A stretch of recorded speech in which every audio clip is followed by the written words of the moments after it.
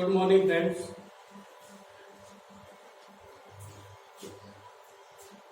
मैं मुकेश राघव आज आपके सामने अपनी दूसरी वीडियो लेके आ रहा हूं एसएसटी विषय के इतिहास पाठ से। प्यारे विद्यार्थियों, कल मैंने एक वीडियो अपलोड की थी, आपने देखा भी होगा। चंद्रगुप्त मौर्य। इस वीडियो में मैंने मौर्य वंश के बारे में बताने का प्रयास किया है कि मौर्य कौन थे, कहां से आए, पहले शासक कौन थे, किसने एस्टेब्लिश किया, उनके बाद क्या हुआ। तो कल वाली वीडियो में मैंने आपको चंद्रगुप्त मौर्य तथा उसके पुत्र बिंदुसार के बारे में आपको बताया था। और आज जिस प्रकार से चंद्रगुप्त मौर्य ने एक अखंड भारत का निर्माण किया, एक ऐसे महान शासक के रूप में अपनी छवि स्थापित की जिसकी तुलना अभी तक किसी से नहीं की जा सकती, क्योंकि जिस भारत का निर्माण उन्होंने किया ऐसा भारत ना पहले कभी था और ना शायद आने वाले टाइम में होगा। तो चलिए बढ़ते हैं इस आगे की कड़ी में। और आज हमें एक ऐसे ही महान शासक से जनता का शासक भी कहा जाता है, उसका अध्ययन करेंगे। और वो कौन थे? अशोक।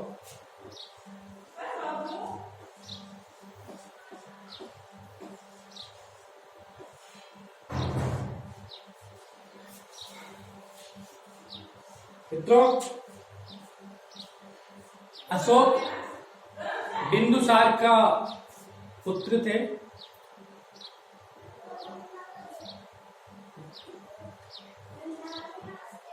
पुराणों में, ग्रंथों में ये लिखा है कि अशोक के 98 भाई थे। मेरी वो अतिशयोक्ति हो सकती है, लेकिन जो मुख्यतः जो साक्ष्य मिले हैं ये मिले हैं कि अशोक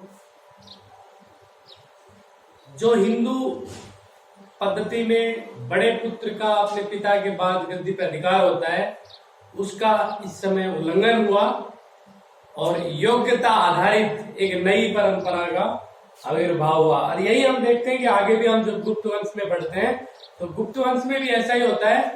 जिस प्रकार चंद्रगुप्त विक्रमादित्य अपने भाई के को मार के और सत्ता में बैठता है, वहां भी उसने उत्तराधिकार का जो नियम है उसका उल्लंघन किया है। यहां भी यही हुआ। इसका बड़ा भाई सुशील उसको परास्त किया, अपने रास्ते से हटाया और खुद 269 ईस्वी। बहुत सी जगह आप देखते होंगे 272 ईस्वी पूर्व।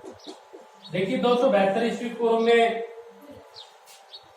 इनके पिता की मृत्यु हुई थी और इस मृत्यु के बाद दोनों भाइयों में संघर्ष होता है।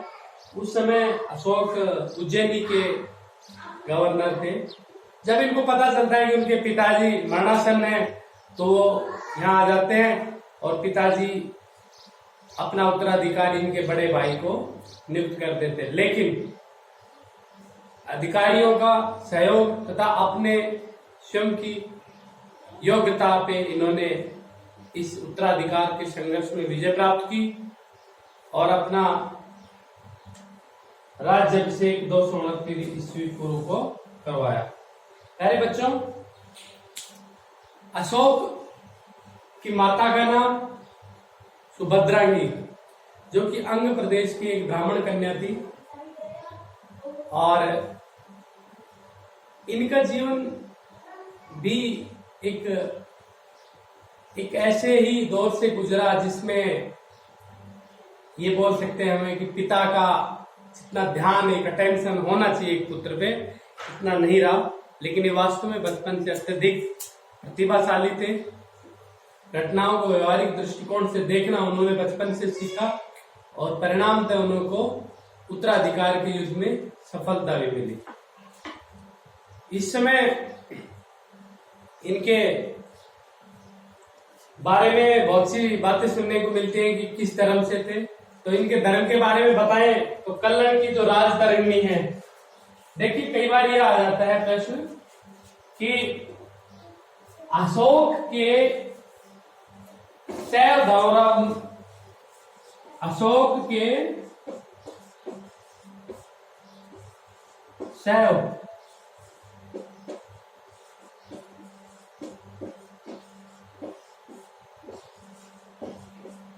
साक्ष्य कहां मिलते हैं?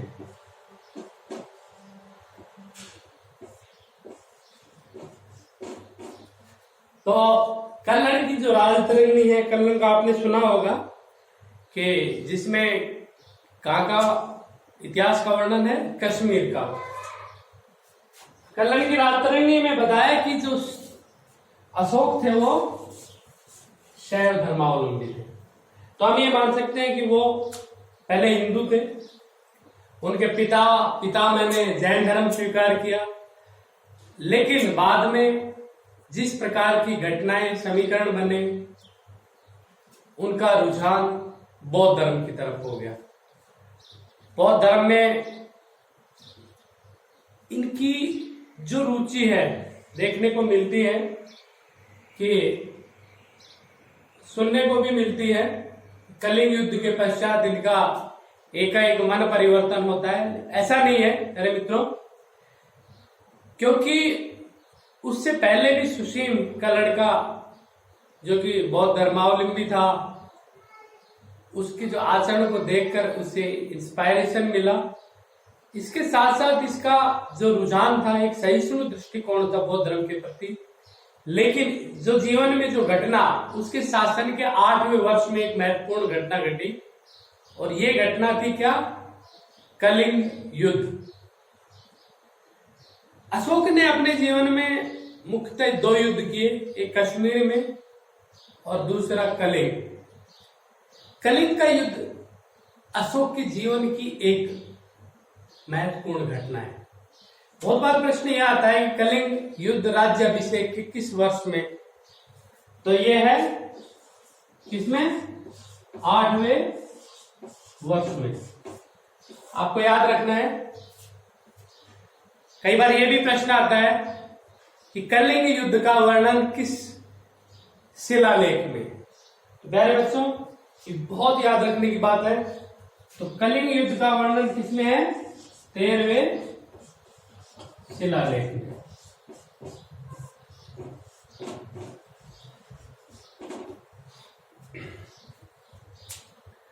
इसी शिलालेख में उसका जो हृदय परिवर्तन होता है, उसका भी वर्णन किया गया है। अब थोड़ा सा मैं आपको ये बताना चाहता हूं कि शिलालेख है क्या।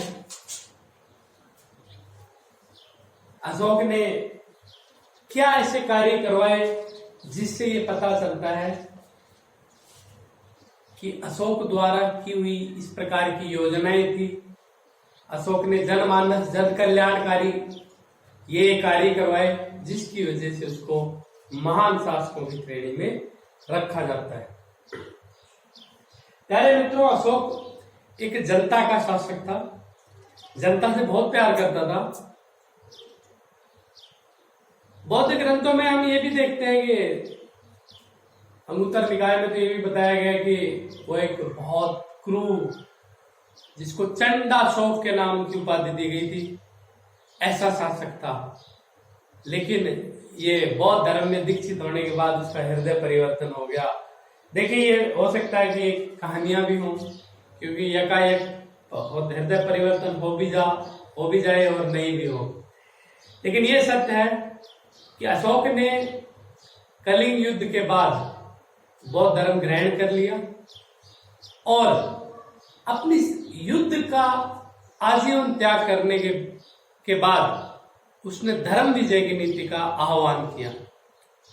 उसने बौद्ध धर्म के सिद्धांतों और हिंदू सिद्धांतों, एक जनमानस के जो व्यवहार के लिए कुछ कर्तव्य निर्धारित किए, कुछ आचरण निर्धारित किए और इन आचरणों के द्वारा वो अपने जनता के नैतिक चारित्रिक विकास करना चाहता था। इसके लिए उन्होंने एक धम्म चलाया। धम्म, अशोक का धम्म, ये कोई डिफरेंट वर्ड नहीं है। धम्म,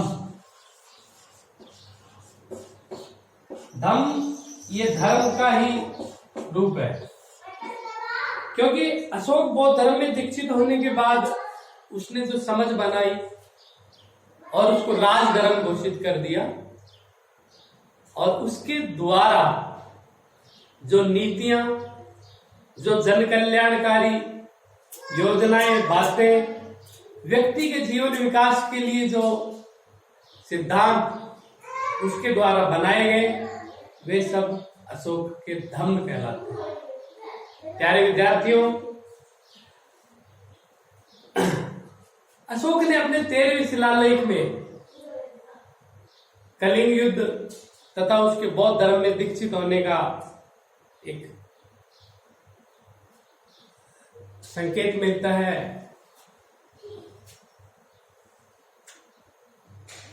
और इन शिलालेखों से यह पता चलता है कि अशोक ने क्या किया। आज मैं आपके सामने अशोक ने शिलालेखों के माध्यम से जो जनता के लिए जो कार्य किए उनका आपके सामने मैं वर्णन करूंगा। बच्चों, सबसे पहले मैं ये बताना चाहूंगा शिलालेख है क्या। ऐसे शिला यानी कि बहुत बड़ी बड़ी चट्टान का टुकड़ा और उसमें कुछ लेख लिखना। अब ये लेख कहते हैं, देखिए आज की तरह उस समय मोबाइल, रेडियो, टेलीविजन ऐसा तो था नहीं कि मोदी जी घोषणा करें, मन की बात करें, ऐसे ही वो उस समय के शासक अपने मन की बात करें और लाइवली सबके सामने हो जाए। तो उस समय जो राजा और जो प्रजा, उसके बीच जो कम्युनिकेशन जो होना चाहिए, क्योंकि अशोक का जो मानना था कि मेरी प्रजा मेरे पुत्र के समान है और मेरा हक बनता है, मेरा कर्तव्य बनता है कि मैं अपनी प्रजा की देखभाल अपने पुत्र की तरह करूं। और इसके लिए उसने एक सबसे अच्छा उपाय क्या किया कि अपनी जो राजाज्ञाएं थी, जिससे कि आम जन राजा क्या चाहता है उसको जाने, आम जन ये जाने कि राजा के द्वारा कौन कौन सी ऐसी योजना, जन कल्याणकारी योजनाएं हैं जो उनके लिए चलाई गई हैं और उन तक पहुंचे। क्योंकि उस समय डायरेक्ट कम्युनिकेशन का कुछ ऐसा सिस्टम था नहीं, तो क्या होता था कि जो जनता और उसके अधिकारी और प्रजा, तो जो कम्युनिकेशन था राजा का डायरेक्ट प्रजा से नहीं हो पाता था, वो अपनी सारे कार्य अपने अधिकारियों के माध्यम से करवाता था। लेकिन अधिकारी अपने निजी स्वार्थ के लिए बहुत सी बार जनता के हित की अवहेलना करके और सिर्फ अपने हित की साधते थे। तो ऐसी सिचुएशन में जनता पिसती रहती थी और एक विद्रोह की एक आग सुलगती रहती थी। लेकिन अशोक ने उस ट्रेडिशन को, उस सिचुएशन को तोड़ने के लिए, सीधा जनता से संपर्क बनाने के लिए अपनी जो राजाज्ञाएं हैं, अपनी जो आदेश हैं, अपनी जो हृदय की जो भावनाएं हैं, शिलालेखों के माध्यम से जनता में प्रचारित करवाया। प्यारे बच्चों, ये जो 14 शिलालेख हैं, इनमें बहुत से महत्वपूर्ण हैं, कुछ परीक्षा उपयोगी भी हैं। तो मैं सोचता हूं कि आपको वो सब लिख लेना चाहिए, क्योंकि अभी जब मैंने बताया था कि कलिंग युद्ध का वर्णन किस शिलालेख में है, ऐसा प्रश्न राजस्थान में 2-3 बार आ चुका है, अन्य जगह परीक्षा में आए हैं, तो आप उनको नोट कर लीजिए। अपना एक रजिस्टर, एक कॉपी लेके बैठ जाइए। उसमें जो जो इम्पोर्टेंट जो इंफॉर्मेशन है परीक्षा उपयोगी है, आप उनको अपने उसमें नोट कर लें। देखिए अशोक, मैं थोड़ा सा तीव्रता से बताऊंगा, क्योंकि अगर मैं इसको एक एक डिस्क्राइब करूंगा तो इसमें बहुत वक्त लगेगा और जो आपके कैरिकुलम है उसके हिसाब से कुछ ज्यादा हो जाएगा। तो क्यों इसको मैं थोड़ा स्पीडली भी बताऊंगा और मैं सोचता हूं कि आप उसको नोट करेंगे। तो पहला जो शिलालेख है इंपॉर्टेंट है, और इस शिलालेख में क्या किया गया है? पशु बलि का निषेध किया गया है। पशु बलि का निषेध किया गया है। ठीक है, याद रह जाएगा, सिंपल सा। उस समय पशुओं की बलि दी जाती थी। अरे जब अहिंसावादी हो गए अशोक, तो इन्होंने सब प्रकार के बलियों पे प्रतिबंध लगा दिया, और तो और उसकी किचन में बनने वाले मांस पे भी, मोर का मांस या अन्य पक्षियों का मांस, उसको भी उसने प्रतिबंधित कर दिया। दूसरा शिलालेख, जिस प्रकार मानव बीमार हो जाता है उसकी देख रेख के लिए समाज में चिकित्सालय है, लेकिन पशु से बीमार हो जाते हैं तो मर जाते हैं। तो ऐसी हृदय वात्सल्यता लिए अशोक कैसे हो सकता था कि वो पशुओं के लिए ना सोचे। तो दूसरे शिलालेख में वो पशु चिकित्सालयों की व्यवस्था कर, राज्य द्वारा पशु चिकित्सालयों की व्यवस्था की बात करता है। पशु चिकित्सालय, सॉरी,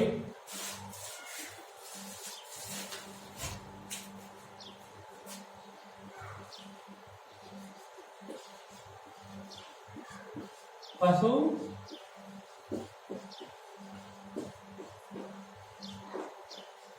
चिकित्सालय। नंबर 3, थोड़ा सा तेजी से लिख ले आप लोग। नंबर 3 में वह अपने राज्य अधिकारियों को आदेश देता है कि वे प्रति 5 वर्ष राज्य का दौरा करें तथा धम्म का संदेश आम जन तक पहुंचाएं।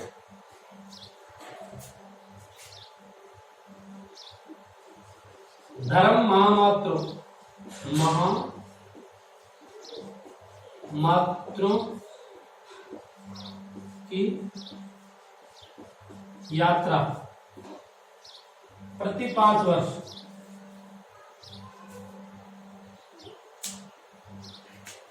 चौथा जो शिलालेख है उसमें धम्म संबंधी नियमों का उसमें लेखा जोखा दिया है कि लोग धर्म की गहराई को समझे, अपने जीवन में उतारे। 5वें में उसने धर्म महामात्रों की नियुक्ति की है।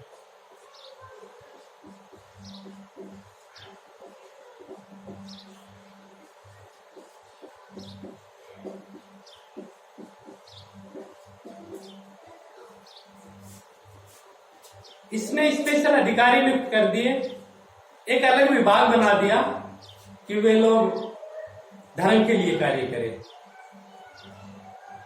तीसरे में क्या किया था?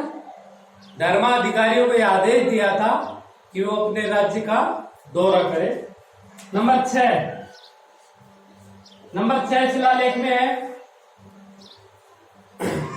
धर्म की नीतियां हर व्यक्ति समझे। नंबर 7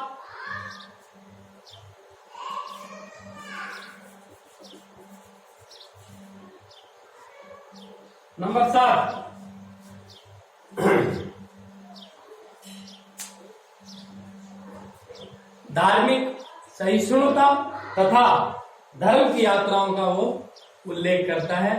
धार्मिक सहिष्णुता की बात इसलिए करता है क्योंकि उस समय वर्तमान समकालीन भारत में आम जनता का जो धर्म था वो हिंदू धर्म भी था और बौद्ध धर्म भी था। तो कहीं आपस में लोग लड़ने ना लगे, झगड़ने ना लगे, इसके लिए धार्मिक सहिष्णुता का संदेश दिया है। और एक नेक्स्ट बात की जो 7वां जो शिलालेख है, वो जितने भी शिलालेख हैं उसमें सबसे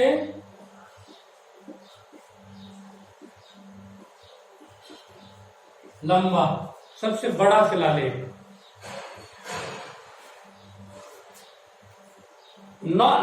शिलालेख नंबर 9। शिलालेख नंबर 9 में कहता है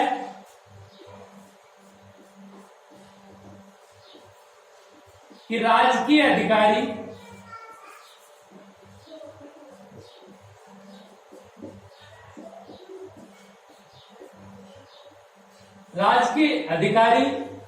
हमेशा प्रजा के हित में सोचते रहे।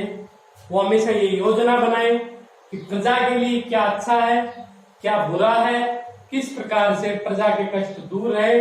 इसी प्रकार से ये शिष्टाचार की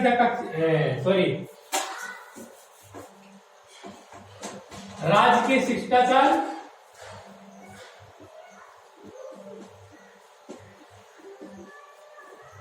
और 10 में था कि अधिकारी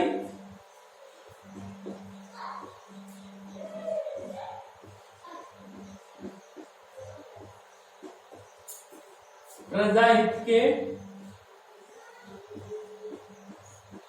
सोचे कि जनता के हित के लिए क्या किया जा सकता है और क्या नहीं किया जा सकता, क्या गलत है, क्या सही है। इस तरह की जब अधिकारी जब जनता के बारे में सोचेंगे तो जनता के जो कष्ट हैं वो दूर होंगे।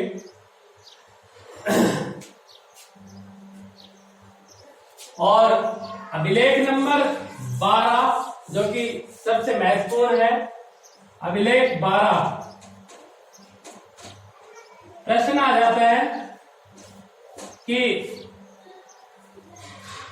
अशोक ने किस अभिलेख में स्त्री महामात्रों की नियुक्ति का आदेश दिया है। स्त्री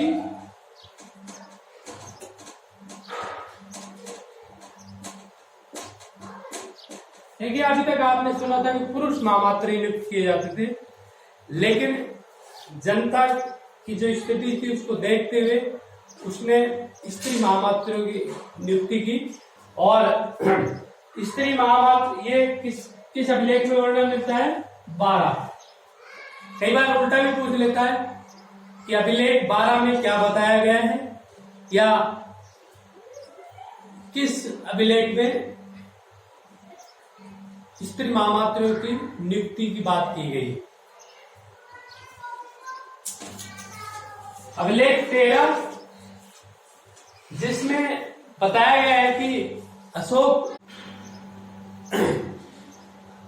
ने बौद्ध धर्म ग्रहण कर लिया, कलिंग की विजय की और अब उसका हृदय परिवर्तित हो गया है। इस प्रकार से इन शिलालेखों में जो महत्वपूर्ण शिलालेख थे उनके बारे में मैंने आपको बताया। एक प्रश्न और बनता है कि वो कौन था जिसके प्रभाव में आकर अशोक ने बौद्ध धर्म ग्रहण किया। तो कई बार प्रश्न आया है या फिर किस बौद्ध भिक्षु से अशोक ने दीक्षा ग्रहण की। तो वो थे बौद्ध भिक्षु थे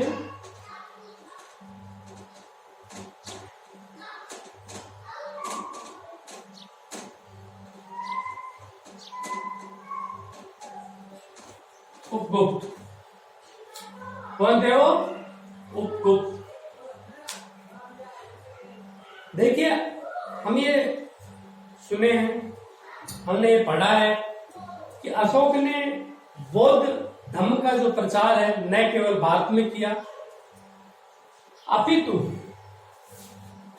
बौद्ध धर्म के माध्यम से भारतीय संस्कृति का प्रचार और प्रसार विदेशों में भी किया।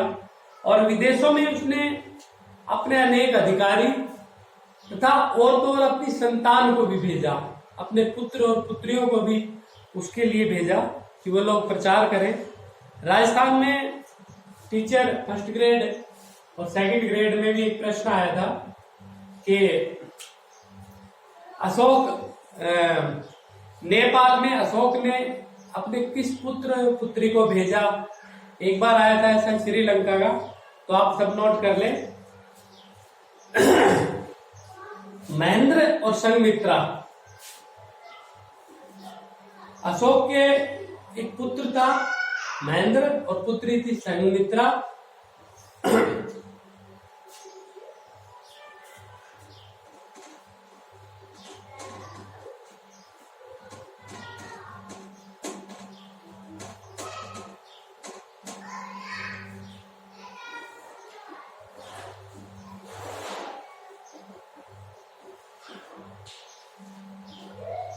अशोक के अनेक रानियां थी, लेकिन मुख्यतः 4 नाम आते हैं। संघमित्रा और महेंद्र। अशोक की चौथी पत्नी थी महादेवी, उसके पुत्र थे। और इन्होंने कहां की यात्रा की?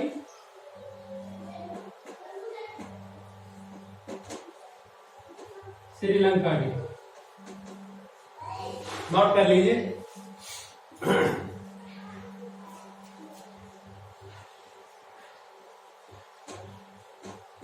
चारुमती, जालो कहां गए थे? नेपाल। नोट कर लीजिए। इस प्रकार से अशोक ने अपने अधिकारी, अपनी संतान को, पुत्र पुत्रियों को भी धर्म प्रचार के लिए लगा दिया।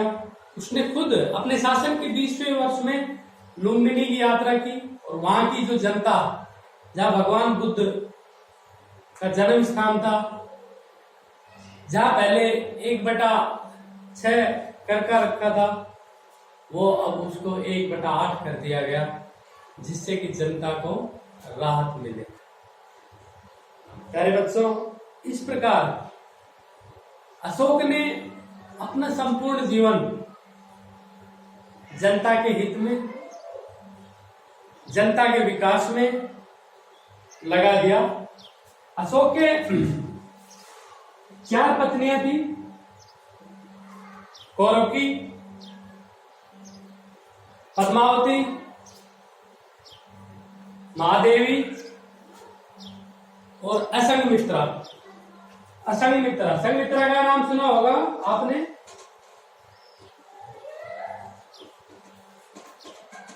वो संघमित्रा थी या असंघमित्रा, ये निसंतान थी।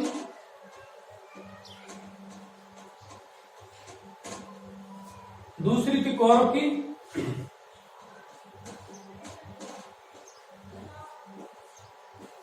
और इसके पुत्र का क्या नाम था?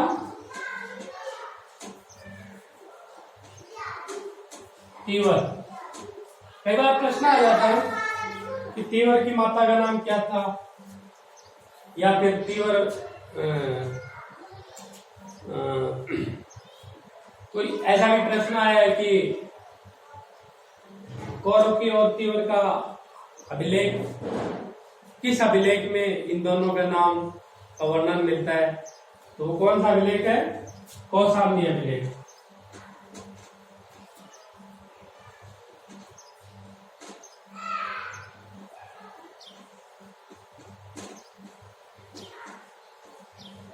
कौशाम्बी अभिलेख।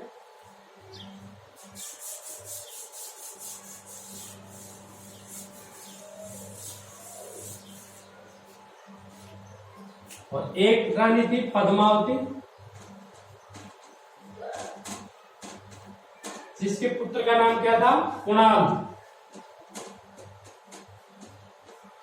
पद्मावती के पुत्र का क्या नाम था? कुणाल। अशोक ने जो सारनाथ स्तंभ है अशोक का, उसमें 32 तीलियां हैं, और इन तीलियों में एक प्रश्न आया था कि जो सारनाथ का जो अशोक स्तंभ है, उसमें किन पशुओं का चित्रण किया गया है? तो वो नोट कर लीजिए। हाथी,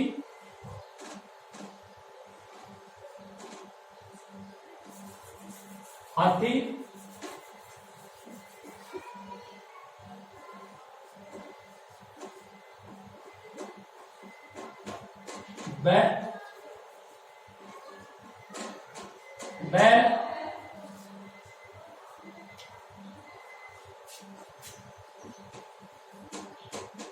घोड़ा,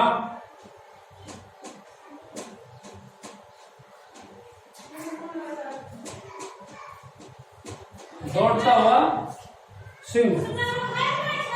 प्यारे बच्चों, ये चार जो जानवर हैं, चार पशु हैं। एक प्रश्न आया था जिसमें ये पूछा गया कि कौन सा पशु नहीं है इनमें। तो हाथी, बैल, घोड़ा और दौड़ता हुआ सिंह। इसके साथ साथ जो परीक्षा उपयोगी कुछ चीजें हैं कि अशोक के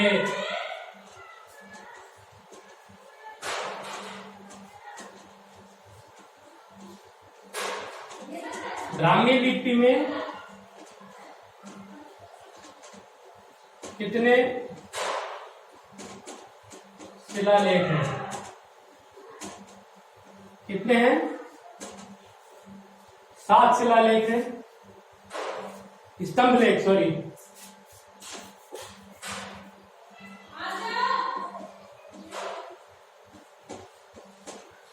स्तंभ लेख हैं जो कि ब्राह्मी लिपि में है।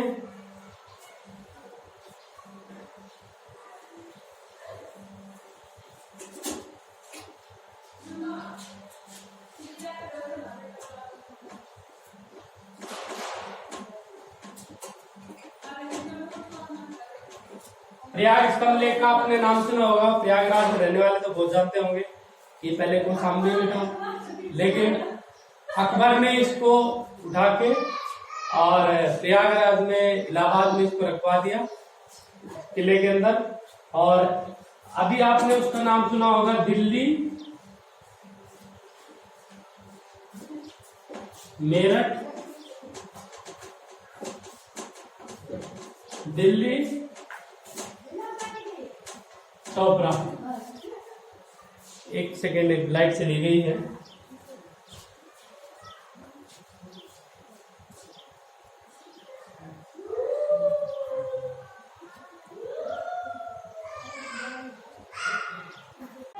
एक है दिल्ली,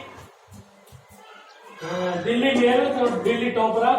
दिल्ली और उसके बगल में एक मेरठ है, उस जगह है दिल्ली टोपरा। टोपरा एक जगह है, अम्बाला के पास में है। या जो 2 शिलालेख थे और जिसको फिरोज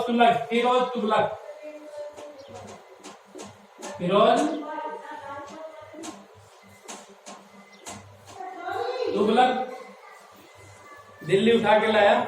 और इनको पहली बार अगर बात करें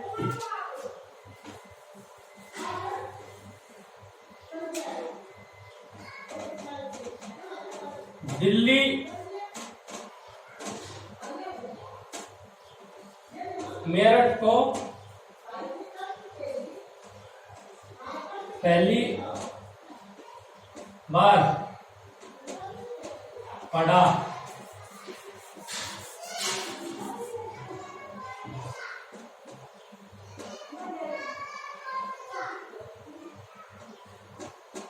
कि मैथलर ने 1750 में।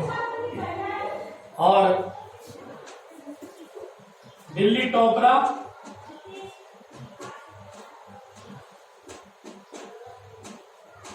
दिल्ली टोपरा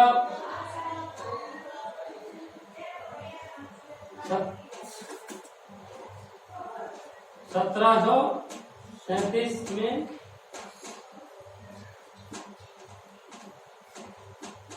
जेम्स प्रिंसेप ने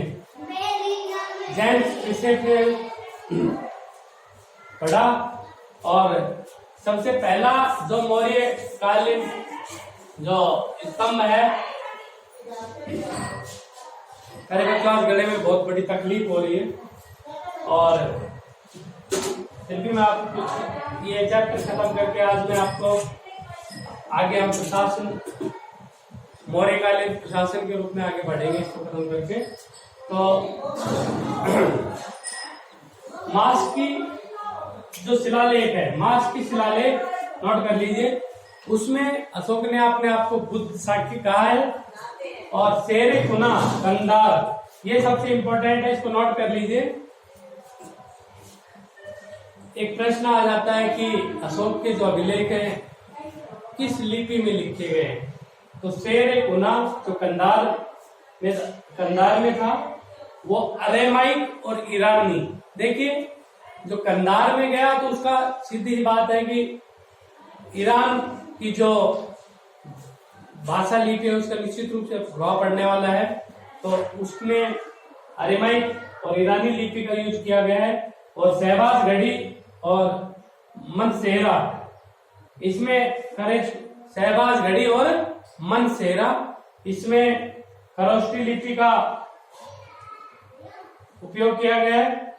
तक्षशिला प्लस में लखमान में अरेमाइक, और भाब्रू शिलालेख में अशोक के बौद्ध होने का पता चलता है। भाब्रू कहाँ है? राजस्थान में। और लास्ट में प्यारे बच्चों अशोक और उसका मौर्य वंश में एक अशोक हुए, एक दशरथ, जिन्होंने गुहा लेख करवाए हैं। और ये गुहा लेख कई बार प्रश्न आ जाता है कि किन पहाड़ियों में, तो अशोक ने बारबर की पहाड़ियों में, और नागार्जुनी पहाड़ियों में दशरथ ने करवाया। अशोक ने जिन गुफाओं का जो निर्माण करवाया है वो बोध गया की है, नागार्जुनी में करवाया है। आजीवक संप्रदाय, मक्खी घोषाल, कर्ण, सुदामा और विश्व झोपड़ी।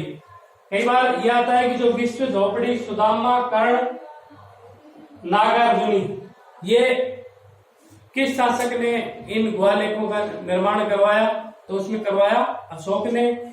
या फिर अशोक, इसमें हो सकता है कि ये दशरथ का इसमें कहीं जैसे कि लोमस मुनि की कोई ऑप्शन दे दे, तो उसमें ये पूछ ले कि इसमें कौन सा अशोक के द्वारा निर्मित नहीं है, तो इस तरह का प्रश्न आ सकता है। और जो कई बार ये भी प्रश्न आ जाता है कि बौद्ध गया की जो गुफाएं किस संप्रदाय से बिलोंग करती हैं, तो वो है आजीवक संप्रदाय। और आजीवक संप्रदाय के जो मेन मुख्य व्यक्ति हैं वो है मक्खी घोषाल। तो प्यारे मित्रों, प्यारे विद्यार्थियों, आज मुझे गले में कुछ प्रॉब्लम हो रही थी, फिर भी मैंने कोशिश की है कि आपको जो ये अशोक का चैप्टर है इसको कंप्लीट करूं। इसमें बहुत सी ऐसी जानकारियां मैं दूं आपको, जिससे कि आप अपनी परीक्षा में अच्छे अंक प्राप्त कर सकें, साथ में कंपटीशन एग्जाम में भी अच्छे अंक ले सकें। तो इसी के साथ मैं आज अशोक मौर्य वंश के चंद्रगुप्त मौर्य, बिंदुसार और अशोक जो तीन महत्वपूर्ण शासक हैं, इसके बाद हम देखते हैं कि अशोक की ये जो धार्मिक नीति है यही उसके आगे वंश के पतन का भी कारण बनती है। हम उनकी चर्चा एक अगले वीडियो में करेंगे। अब मैं एक वीडियो और लेके आऊंगा जिसमें मौर्य वंश का प्रशासन संबंधी जानकारियां होंगी। और मैं आशा करता हूं कि आप लोगों को ये समझ में आया होगा कि मौर्य वंश में किस प्रकार क्या हुआ, कौन कौन से शासक हुए, किसने क्या किया, लघु लेख, शिलालेख, स्तंभ लेख, किसने किस शिलालेख में क्या लिखवाया। ये बच्चों बहुत इंपॉर्टेंट प्रश्न होते हैं और ये बहुत अध्ययन की भी बातें हैं, आपको भी इनमें पढ़ना चाहिए। आज जो मैंने बताया उसको एक बार अपनी उसमें नोट करें। तो कल मैंने कुछ प्रश्न पूछे थे आप लोगों से, आपने याद किए कि नहीं किए, समझा या नहीं समझा, तो एक बार मैं उनके प्रश्न आपको बता देता हूँ, क्योंकि मुझे नहीं पता कि आपने क्या किए। मैंने प्रश्न पूछे थे आप लोगों से।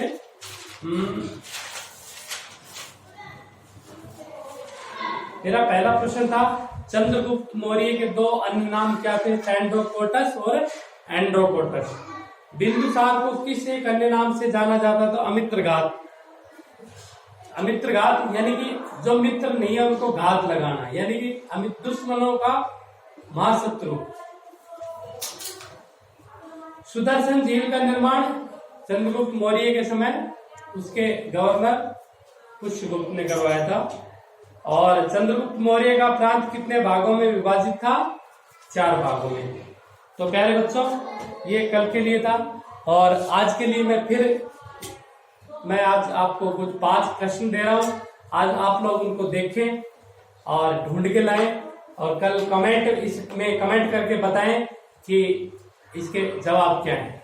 तो मेरा ये प्रश्न है पहला कि दिल्ली टोपरा जो शिलालेख है उसको पहली बार किसने उसको पढ़ा?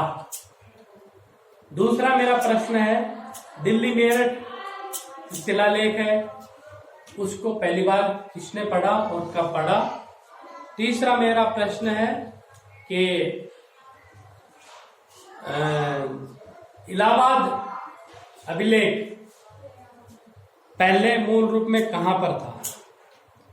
चौथा प्रश्न है मेरा अशोक के किस पुत्र और पुत्री ने या अशोक के द्वारा नेपाल में धर्म प्रचार हेतु किनको भेजा गया? और 5वां प्रश्न है अशोक के द्वारा किस शिलालेखों में धर्म महामात्रों की नियुक्ति का प्रावधान किया गया? तो प्यारे मित्रों, दोस्तों, विद्यार्थियों, इसी के साथ आज के लिए बहुत बहुत धन्यवाद। आपने मुझे टाइम दिया। Thank you.